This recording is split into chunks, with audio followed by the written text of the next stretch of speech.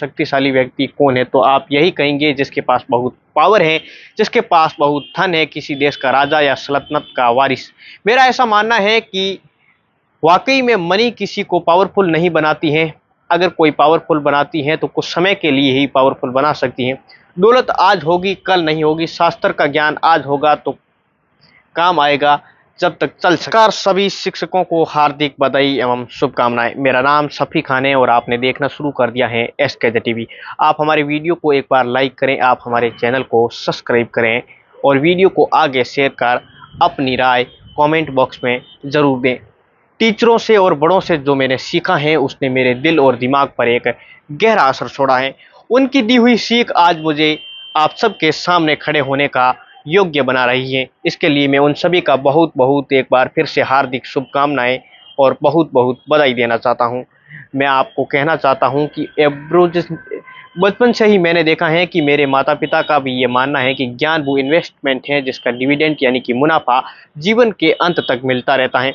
मैं सामान्य व्यक्ति हूँ। एक सामान्य ज़िंदगी जीने के लिए एक इंसान को रोटी, कपड़ा और मकान के अलावा अगर किसी चीज़ की सबसे ज़्यादा ज़रूरत होती है तो मेरा मानना है कि वह शिक्षा यानी कि एजुकेशन है। जो आपके पास यदि है, यदि आपके पास धन है तो आप उसे गोल्ड में कन्वर्ट कर सकते हैं। यदि आपके पास सोना यानी कि कुछ भी हो तो आपको खो जाने का डर है, हो सकता है। यही धन अगर हम आपको नॉलेज में हम कन्वर्ट कर दें तो वो कभी कम नहीं होगा, नहीं खो जाने का, नहीं चोरी होने का डर है होता है। देखिए, जीवन में मुझे बहुत बातें प्रभावित किया है। अनुभव सुनने में शायद आपको साधारण लगे। मैं आपसे पूछूं कि सबसे शक्तिशाली व्यक्ति कौन है, सबसे शक्तिशाली व्यक्ति कौन है, तो आप यही कहेंगे जिसके पास बहुत पावर है, जिसके पास बहुत धन है, किसी देश का राजा या सल्तनत का वारिस। मेरा ऐसा मानना है कि वाकई में मनी किसी को पावरफुल नहीं बनाती है।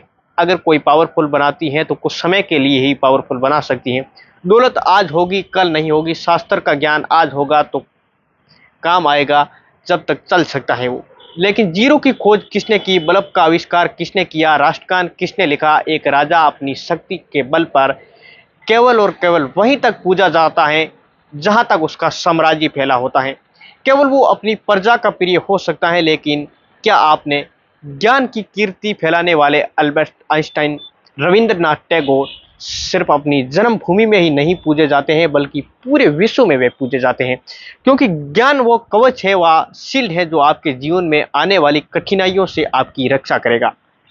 फिर भी किसी भी शास्त्र की आपको आवश्यकता नहीं होगी, क्योंकि अनुभव शायद मेरी इस बात से कई दर्शक ये सहमत होंगे कि दो चीज़ इंसान को यदि अपने जीवन में एक बार सीख लेता है तो वो उससे कभी भूलता नहीं है।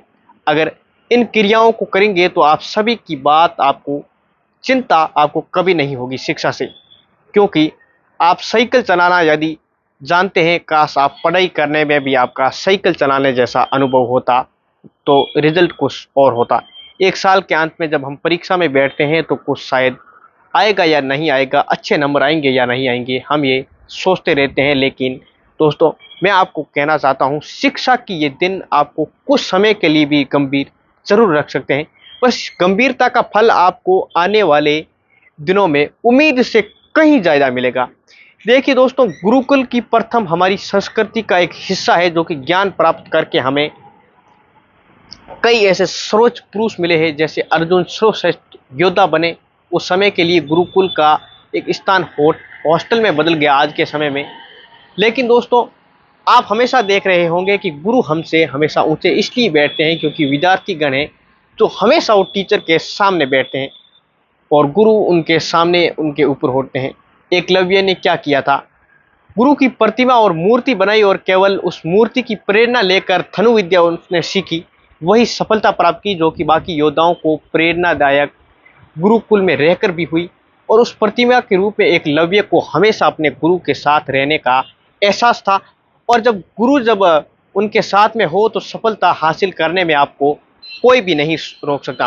मैं फिर से सभी गुरुओं को हार्दिक बधाई एवं शुभकामनाएं देना चाहता हूं कि सभी गुरुजनों ने मेरे को भी बहुत सहयोग किया है। आज भी कई गुरुओं के मेरे पास कॉल्स आते हैं। इन शिक्षक दिवस पर मैंने एक छोटा सा संदेश तो आपके सामने रखा है। उम्मीद है कि ये छोटा सा संदेश आपको बहुत पसंद आया होगा। दोस्तों,